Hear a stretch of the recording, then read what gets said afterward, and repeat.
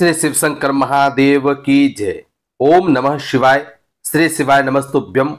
आप सब पर भगवान महादेव की कृपा सदैव बनी रहे। आज का पंचांग है। आज विक्रम संवत 2080 साके 1945 द्वितीय श्रावण मास शुक्ल पक्ष तीज वार शनिवार तारीख 19 अगस्त 2023 है। आज का चंद्रमा है कन्या का, नक्षत्र उत्तरा फाल्गुनी नक्षत्र और योग है सिद्ध। आज त्योहारों में स्वर्ण गौरी हरियाली तीज, मधुश्रवा तीज व झूला तीज भी आज है। आज की कथा में तृतीय ज्योतिर्लिंग महाकाल ज्योतिर्लिंग के आविर्भाव की कथा और उसकी महिमा का वर्णन है। अब कथा है। सूत जी ने ब्राह्मणों से कहा कि हे ब्राह्मणों, मैं धन्य हूं, कृत्य हूं जो आप श्रीमानों का संग मुझे प्राप्त हुआ है। साधु पुरुषों का संग निश्चित ही धन्य है। अतः मैं अपना सौभाग्य समझकर पाप नाशिनी परम पावनी दिव्य कथा का वर्णन करता हूं। तुम लोग आदरपूर्वक सुनो। अवंती नाम से प्रसिद्ध एक रमणीय नगरी है जो समस्त देहधारियों को मोक्ष प्रदान करने वाली है। वह भगवान शिव को बहुत ही प्रिय परम पुण्यमयी लोक पावनी है। उस पुरी में एक श्रेष्ठ ब्राह्मण रहते थे जो शुभ कर्म परायण, वेदों के स्वाध्याय में संलग्न तथा वैदिक कर्मों के अनुष्ठान में सदा तत्पर रहने वाले थे। वे घर में अग्नि की स्थापना करके प्रतिदिन अग्निहोत्र करते और शिव की पूजा में सदा तत्पर रहते थे। वे ब्राह्मण देवता प्रतिदिन पार्थिव शिवलिंग बनाकर उसकी पूजा किया करते थे। वेद प्रिय नामक वे ब्राह्मण देवता सम्यक ज्ञानार्जन में लगे रहते थे, इसलिए उन्होंने संपूर्ण कर्मों का फल पाकर वह सदगति को प्राप्त कर ली जो संतों को ही सुलभ होती है। उनके शिव पूजा प्राण 4 तेजस्वी पुत्र थे जो माता पिता से सद्गुणों में कम नहीं थे। उनके नाम थे देवप्रिय, प्रिय मेघा, सुकृत और सुव्रत। उनके सुखदायक गुण वहां सदा बढ़ने लगे। उनके कारण अवंती नगरी ब्रह्म तेज से परिपूर्ण हो गई थी। उसी समय रत्नमाल पर्वत पर दूषण नामक एक धर्मद्वेषी असुर ने ब्रह्मा जी से वर पाकर वेद धर्म तथा धर्मात्माओं पर आक्रमण किया। अंत में उसने सेना लेकर अवंती यानी उज्जैन के ब्राह्मणों पर भी चढ़ाई कर दी। उसकी आज्ञा से 4 भयानक दैत्य चारों दिशाओं में प्रलयाग्नि के समान प्रकट हो गए, परंतु वे शिव विश्वासी ब्राह्मण बंधुओं से उनसे डरे नहीं। जब नगर के ब्राह्मण बहुत घबरा गए तब उन्होंने उनको आश्वस्त देते हुए कहा कि आप लोग भक्त वत्सल भगवान शंकर पर भरोसा रखें। यों कह शिवलिंग का पूजन करके वे भगवान शिव का ध्यान करने लगे। इतने में ही सेना सहित दूसरे ने आकर उन ब्राह्मणों को देखा और कहा कि इन्हें मार डालो, बांध लो। वेद प्रिय के पुत्र उन ब्राह्मणों ने उस समय उस दैत्य की कही हुई वह बात नहीं सुनी, क्योंकि वे भगवान शंभु के ध्यान मार्ग में स्थित थे। उस दुष्टात्मा दैत्य ने जो ही उन ब्राह्मणों को मारने की इच्छा की, त्यों ही उनके द्वारा पूजित पार्थिव शिवलिंग के स्थान में बड़ी भारी आवाज के साथ एक गड्ढा प्रकट हो गया। उस गड्ढे से तत्काल विकट रूपधारी भगवान शिव प्रकट हो गए जो महाकाल नाम से विख्यात हुए। वे दुष्टों के विनाशक तथा सत्पुरुषों के आश्रय दाते हैं। उन्होंने उन दैत्यों से कहा, अरे खल, मैं तुझ जैसे दुष्टों के लिए महाकाल प्रकट हुआ हूं, तुम इन ब्राह्मणों के निकट से दूर भाग जाओ। ऐसा कहकर महाकाल शंकर ने सेना सहित दूषण को अपने हुंकार मात्र से तत्काल भस्म कर दिया। कुछ सेना उनके द्वारा मारी गई, कुछ भाग खड़ी हुई। परमात्मा शिव ने दूषण का वध कर डाला। जैसे सूर्य को देखकर संपूर्ण अंधकार नष्ट हो जाता है, उसी प्रभाग भगवान शिव को देखकर उसकी सारी सेना अदृश्य हो गई। देवताओं की धुधुम्बी आवाज उठी, आकाश में फूलों की वर्षा होने लगी। उन ब्राह्मणों को आश्वासन दे और सुप्रसन्न हुए स्वयं महाकाल महेश्वर शिव ने उनसे कहा। उन्होंने कहा, भगवान ने कहा कि तुम लोग वर मांगो। उनकी वह बात सुनकर वे सब ब्राह्मण हाथ जोड़कर भक्ति भाव से भली भांति प्रणाम करके और नतमस्तक हो बोले। द्विजों ने कहा कि हे महाकाल महादेव, दुष्टों को दंड देने वाले प्रभु, हे शंभु, आप हमें संसार सागर से मोक्ष प्रदान करें। शिव, आप जन साधारण की रक्षा के लिए सदा यहीं पर विराजमान रहो। हे प्रभु, हे शंभु, अपना दर्शन करने वाले मनुष्यों को आप सदा ही उद्धार करें। सूत जी कहते हैं कि हे ऋषियों, उनके ऐसा कहने पर सदगति दे भगवान शिव अपने भक्तों की रक्षा के लिए उस परम सुंदर गड्ढे में स्थित हो गए। वे ब्राह्मण मोक्ष पा गए और वहां चारों ओर की एक एक कोस भूमि लिंग रूपी भगवान शिव का स्थल बन गई। वे शिव भूतल पर महाकालेश्वर नाम से विख्यात हुए। हे ब्राह्मणों, उनका दर्शन करने से स्वप्न में भी कोई दुख नहीं होता है। जिस जिस कामना को लेकर कोई उस लिंग की उपासना करता है, उसे वह अपना मनोरथ प्राप्त हो जाता है तथा परलोक में मोक्ष भी मिल जाता है। सूची कहते हैं कि हे ब्राह्मणों, भक्तों की रक्षा करने वाले महाकाल नामक ज्योतिर्लिंग का महात्म्य भक्ति भाव को बढ़ाने वाला है। उसे आदरपूर्वक सुनो। उज्जैनी में चंद्रसेन नामक एक महान राजा थे, जो संपूर्ण शास्त्रों के तत्वज्ञ, शिव भक्त और अति जितेंद्रिय थे। शिव के पार्षदों में प्रधान तथा सर्वलोक वंदित मणिभद्र जी राजा चंद्रसेन के सखा हो गए थे। एक समय उन्होंने राजा पर प्रसन्न होकर उन्होंने चिंतामणि नामक महामणि उनको प्रदान की, जो कौस्तुभ मणि तथा सूर्य के समान दे दीप्यमान थी। वह देखने, सुनने अथवा ध्यान करने पर भी मनुष्यों को निश्चय ही मंगल प्रदान करती थी। भगवान शिव के आश्रित रहने वाले राजा चंद्रसेन उस चिंतामणि को कंठ में धारण करके जब सिंहासन पर बैठते, तब देवताओं में सूर्य नारायण की भांति उनकी शोभा होती थी। नृपश्रेष्ठ चंद्रसेन के कंठ में चिंतामणि शोभा देती है, यह सुनकर समस्त राजाओं के मन में उस मणि के प्रति लोभ की मात्रा बढ़ गई और वे क्षुब्ध रहने लगे। तदनंतर वे सब राजा चतुर्ंगिणी सेना के साथ आकर और युद्ध में चंद्रसेन को जीतने के लिए उद्यत हो गए। वे सब परस्पर मिल गए थे और उसके साथ ही बहुत से सैनिक थे।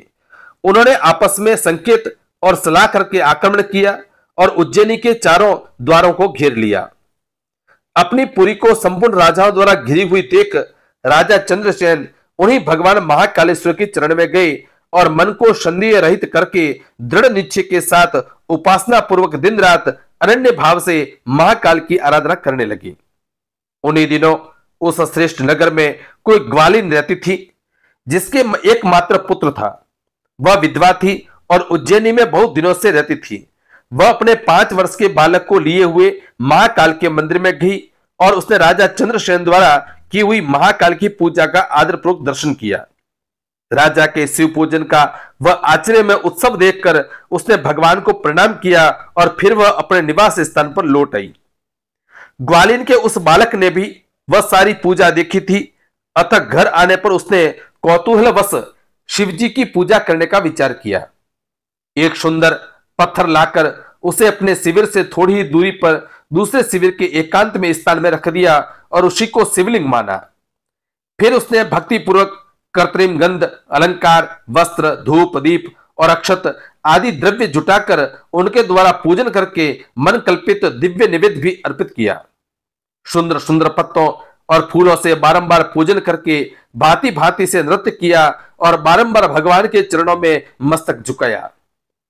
इसी समय ग्वालिन ने भगवान शिव में आसक्त चित्त हुए अपने पुत्र को बड़े प्यार से भोजन के लिए बुलाया, परंतु उसका मन तो भगवान शिव की पूजा में लगा हुआ था। अतः जब बारंबार बुलाने पर भी उस बालक को भोजन करने की इच्छा नहीं हुई, तब उसकी मां स्वयं उसके पास गई और उसे शिव के आगे आंख बंद करके ध्यान लगाए बैठे देखा। उसका हाथ पकड़कर खींचने लगी।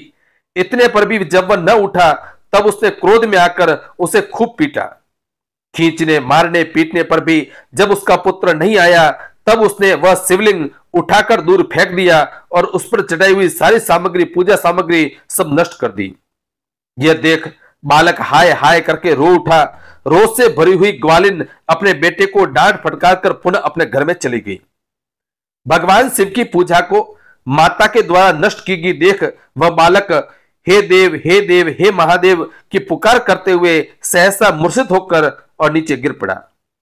उसके नेत्रों से आंसुओं की धारा प्रवाहित होने लगी। 2 घड़ी बाद जब उसे चेत हुआ, तब उसने आंखें खोली। आंख खुलने पर उस शिशु ने देखा कि उसका वही शिविर भगवान शिव के अनुग्रह से तत्काल महाकाल का सुंदर मंदिर बन गया है। मणियों के चमकीले खंभे उसकी शोभा बढ़ा रहे हैं। वहां की भूमि स्फटिक मणि से जड़ दी गई है और तपाए हुए सोने के बहुत से विचित्र कलश उस शिवालय को सुशोभित कर रहे हैं। उसके विशाल द्वार, कपाट और प्रधान द्वार स्वर्णमय दिखाई देते थे। वहां बहुमूल्य नीलमणि तथा हीरे के बने हुए चबूतरे शोभा दे रहे थे। उस शिवालय के मध्य भाग में दया निधान शंकर का रत्नमय लिंग प्रतिष्ठित था। ग्वालिन के उस पुत्र ने देखा, उस शिवलिंग पर उसकी अपनी ही चढ़ाई हुई पूजन सामग्री सुसज्जित थी। यह सब देख वह बालक सहसा उठ खड़ा हो गया।